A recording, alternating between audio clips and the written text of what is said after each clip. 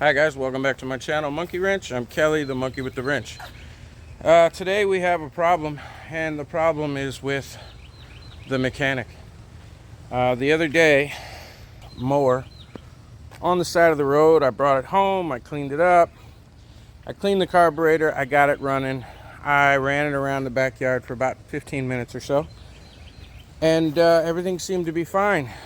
So I got somebody that wanted to come pick it up and buy it today. I came out here to give it a quick start and make sure everything was good before they showed up.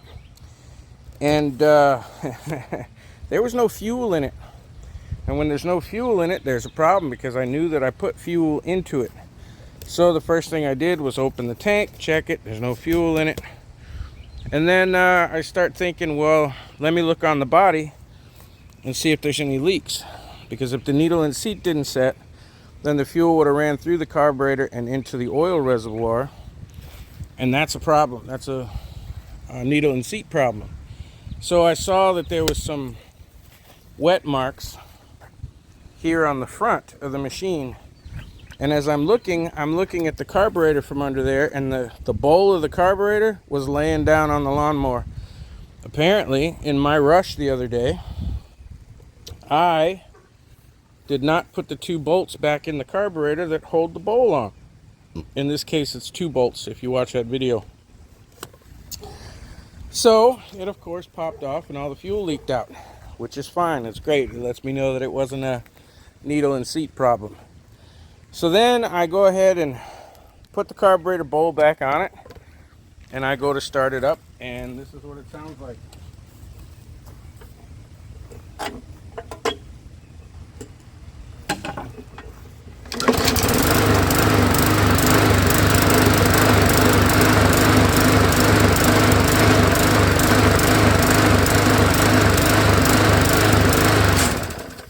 You can hear that it's surging, which means it's got a block in the carburetor, usually in the main jet. So I went ahead and pulled the carburetor apart, cleaned it, thinking that maybe after the bowl had fallen off, I was still mowing with it, and I sucked some dirt into the carburetor, and I cleaned the carburetor, and the carburetor seemed to be fine. So I put it back together, and we still have the surge.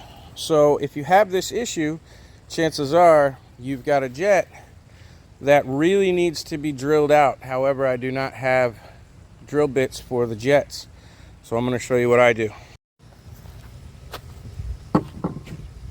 Now, when you're talking about surging in a carburetor, you're talking usually about the main jet. And this particular carburetor, I'm going to show you where that is. Take that apart. Now, I've already cleaned this carburetor several times, twice on the original video, twice this morning. Do you ever just wake up and think you're gonna have a great day and everything starts going sideways on you? That's the kind of day I've been having today. So anyway,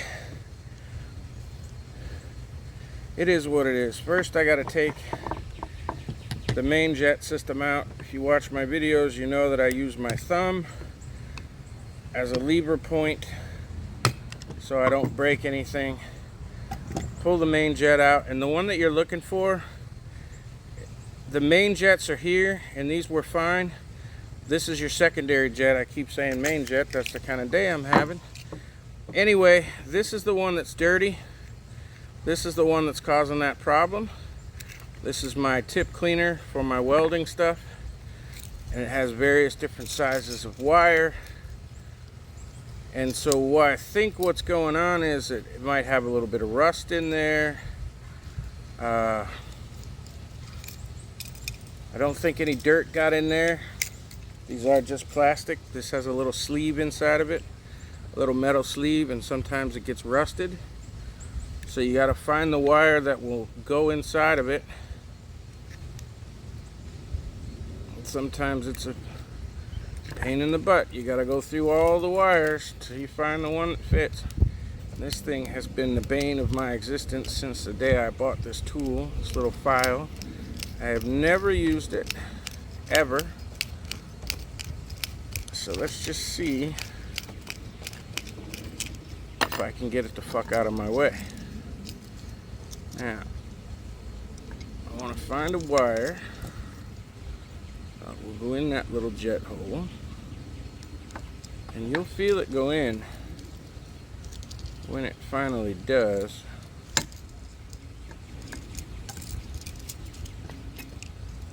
And it's either got a little bit of clog in there, maybe a little bit of scale, a little bit of rust. Wow, it's gonna really be one of those days, and I'm not editing this video because sometimes these little bastards are nothing but a pain in your ass. And in this particular case, it goes from a very large wire to a very small one, which will fit in there. There it goes. Now, it should be a little difficult to get in there. You should have to work at it, almost like feelers gauges, if you have the correct size. And these little tip cleaners are serrated. It looks like a wire, but if you feel it, it's serrated. So if you can get that in there and pull it out against the serrated edge of this, and you'll feel it dragging. You're almost like filing the inside of that little jet. Now, if this doesn't work for you, you're gonna have to get yourself some micro drill bits. The last time I was at the store, I looked and they didn't carry them at the store. I have to order a set on Amazon. And during the move, I lost my other set. Now, this is only going to be a $40 lawnmower. So the only reason I'm going to this trouble is because I warranty the stuff that I sell. I'm not going to let this go home with somebody. I mean, it'll run for a long time and just surge. It'll run for years and surge. Well, until next winter when they put it away and don't winterize it. And then the carb needs to be cleaned again. But it will run. It's just annoying as hell. So I won't sell something like that. If you're getting into small engines because you think you're going to make money, I guarantee you ain't making any money on lawnmowers. Now when I spray that through, it's coming through the way it's supposed to. I sprayed that out to make sure that any of the filings that I just made are not going to get stuck up in there. And I'm running that through again. Make sure, and it feels like it's a little bit wider now. Hopefully I've made that a little bit wider. So I'm going to put this back together. And like I said, I'm only going through all this trouble because I warranty what I sell. And I don't want the customer to go home and have issues with the machine. If you go to the store or you go to buy something and when you take a look at it, it's excellent, and then you get it home and it gives you problems, it's frustrating. Money's too hard to make these days. This shit's too expensive. So I go the extra mile to make sure that when you take something home from me, it's the best I can get it. Now we're going to put this thing back together, and hopefully the surging is gone. And if not, when he shows up, I'm going to let him know what's going on. And I'll probably end up giving him a small discount to take it the way it is. Because it is just a $40 lawnmower. So let me put this back on and we'll start it up and see what it sounds like. Alright, it's all back together. Let's just see if we're still surging. Like a surgeon. Whee!